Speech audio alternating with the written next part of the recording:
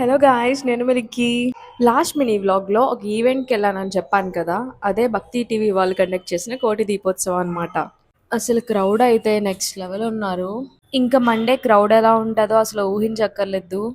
మేము వెళ్ళింది Saturday. Saturday కూడా ఫుల్ జనాలు ఉన్నారు. నేనైతే ఫుల్ ఎగ్జైటెడ్గా ఉన్నాను ఆ సెట్ అంతా చూసి. నా వెనకాల పార్వతీదేవి అండ్ కుమారస్వామి గెటప్ వేసుకుని రియల్గా బొమ్మల్లా అలానే కూర్చుని ఉన్నారు వాళ్ళు, అస్సలు కదలకుండా. ఈ క్లిప్‌లో బ్లూ కర్టెన్ కట్టారు కదా! అక్కడ ఉజ్జయిని మహాకాళేశ్వరుడిని అక్కడ సేమ్ ఎలా ఉంటారో అలానే పెట్టారనమాట.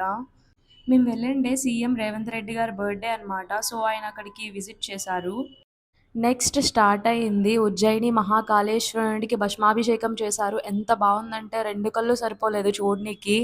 కానీ నాకే ఎగిరెగిరి చూడాల్సొచ్చింది. అప్పుడు అనుకున్నా కొంచెం హైట్ ఉంటే బావుండేదిరా అని. నిజంగా భస్మాభిషేకం జరిగినప్పుడు, ఆ డ్రమ్స్ కొట్టినప్పుడు, ఆ మ్యూజిక్‌కి ఆ వైబ్ ఉంది. చాలా బావుంది. నేనైతే చాలా బ్లెస్సెడ్‌గా ఫీల్ అయ్యాను. అందరూ విజిట్ చేయాల్సిన ప్లేస్ కోటి దీపోత్సవం.